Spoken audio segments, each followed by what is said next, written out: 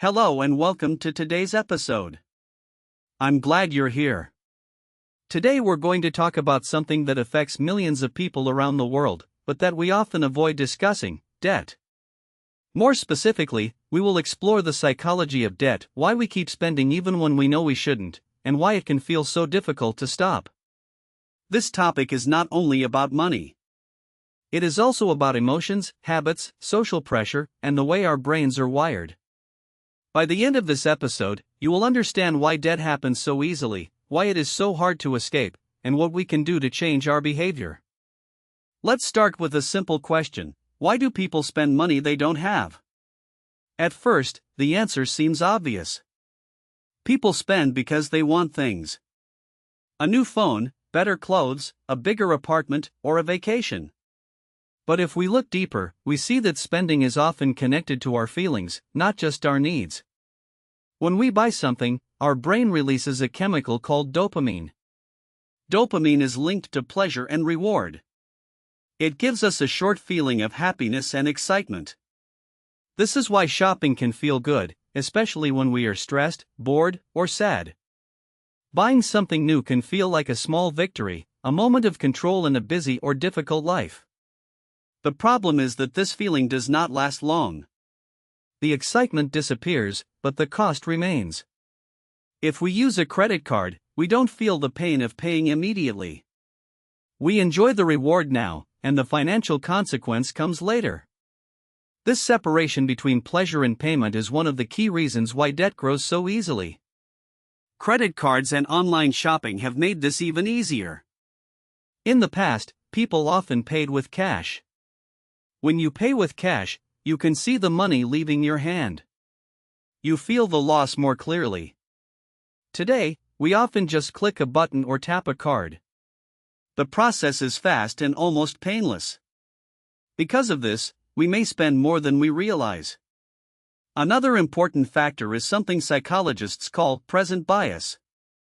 This means that we prefer rewards now rather than later, even if waiting would be better for us in the long term. For example, imagine you can have a small dessert now or a bigger, healthier meal in 1 hour. Many people choose the dessert, even though they know the meal is a better choice. Debt works in a similar way. We choose the pleasure of buying something today instead of the future benefit of saving money and being free from financial stress. Our brain is naturally focused on the present, not on the future. This is not because we are weak or lazy. It is simply how human psychology works. Social pressure also plays a big role in our spending habits. We live in a world where we constantly see what other people have. Social media shows us photos of friends on holiday, influencers with new clothes, and celebrities living in luxury. Even if we know that these images are carefully chosen and not always realistic, they still affect us. We start to compare our lives with the lives we see online. If everyone around us seems to be buying new things, traveling often, or eating at expensive restaurants, we may feel that we should do the same. We don't want to feel left behind. This fear of missing out, often called FOMO, can push us to spend more than we can afford. There is also a strong connection between spending and identity. The things we buy send messages to others about who we are. A person might buy expensive clothes to look successful, or the latest technology to appear modern and intelligent.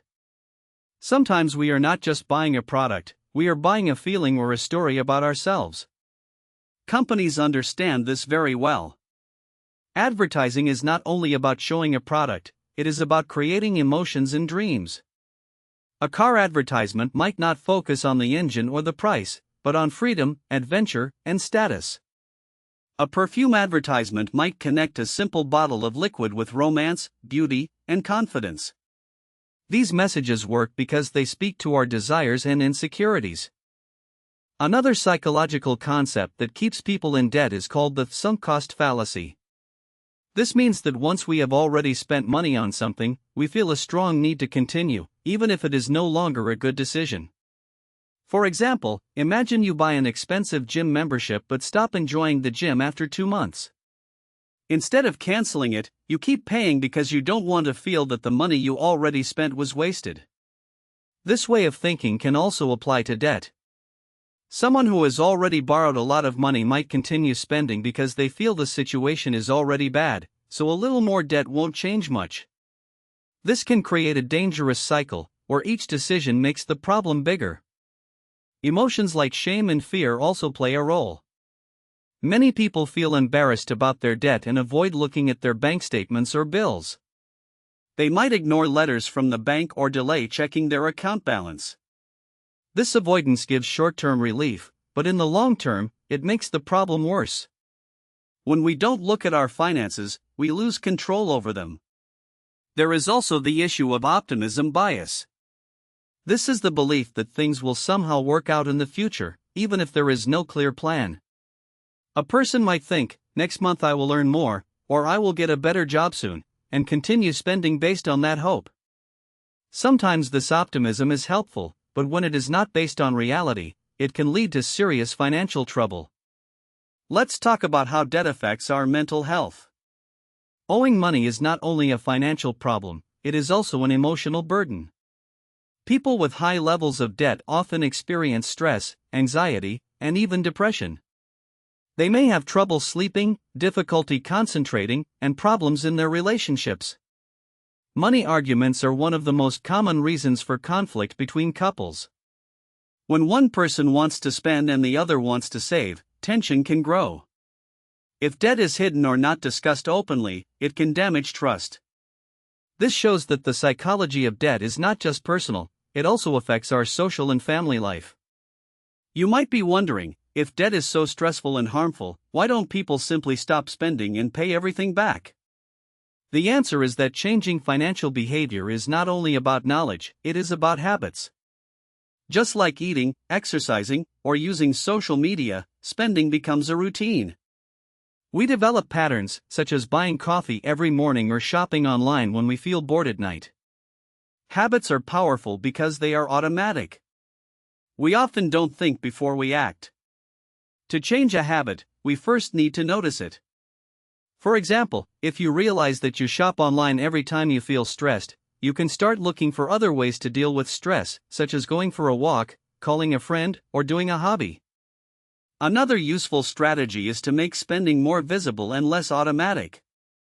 Some people choose to use cash for certain categories, like food or entertainment. Others turn off one-click purchasing or remove their saved credit card details from online stores. These small changes create a moment of pause, giving us time to ask, do I really need this? Setting clear goals can also help. It is easier to avoid unnecessary spending when you are working towards something meaningful, such as paying off a loan, saving for a home, or building an emergency fund. When you can see your progress, even small steps can feel motivating.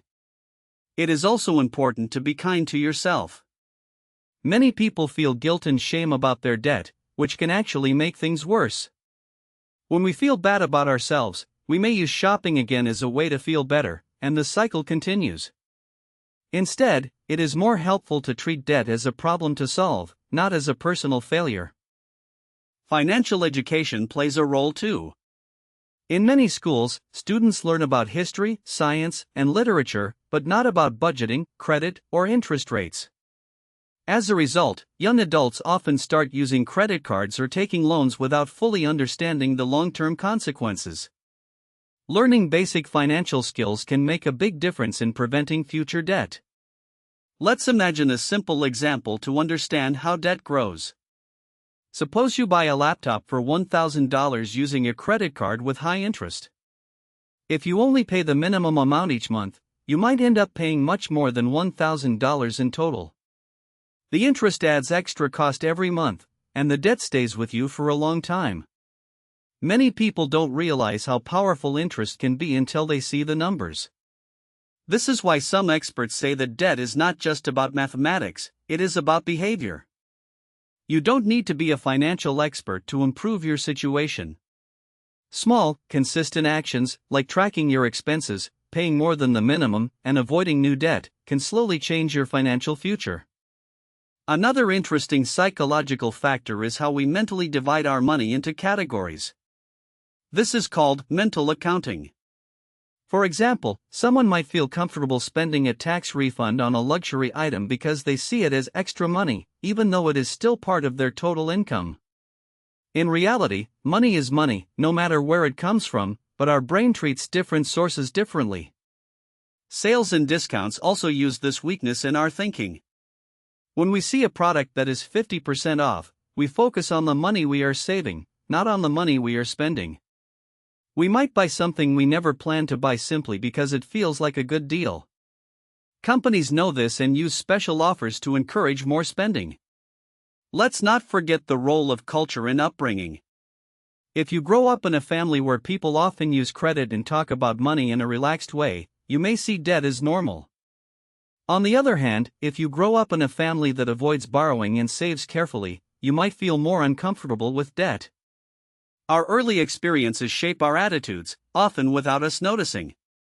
Technology is also changing the way we interact with money.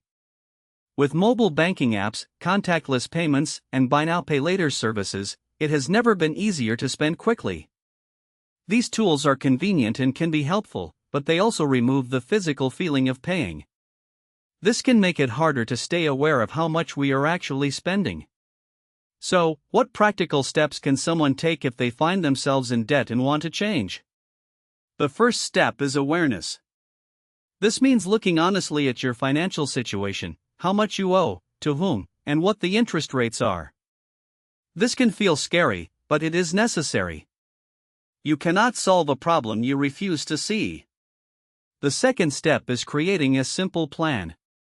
This might include making a monthly budget, listing all your expenses, and deciding how much you can realistically pay toward your debt each month. There are different strategies, such as paying off the smallest debt first to feel quick success, or focusing on the debt with the highest interest to save more money in the long term. The third step is changing the environment around you. If you receive many advertising emails, you can unsubscribe. If certain apps make it too easy to shop, you can delete them. If you often go shopping with friends who like to spend a lot, you might suggest cheaper activities, like meeting at home or going for a walk. Support from others can make a huge difference. Talking openly with a partner, a friend, or even a financial advisor can reduce the feeling of isolation. When we share our struggles, we often discover that we are not alone and that others have faced similar challenges. It is also important to celebrate progress, even if it is slow. Paying off debt usually takes time. If you only focus on the final goal, you might feel discouraged. But if you notice every small victory, like paying off one credit card or saving your first emergency fund, you build motivation to continue. Let's return to the main idea of today's episode, the psychology of debt. We have seen that debt is not simply the result of bad math or poor intelligence. It is closely connected to human nature. Our brains seek pleasure now, avoid pain, compare ourselves to others, and sometimes make decisions based on emotions rather than logic. Understanding these psychological patterns gives us power.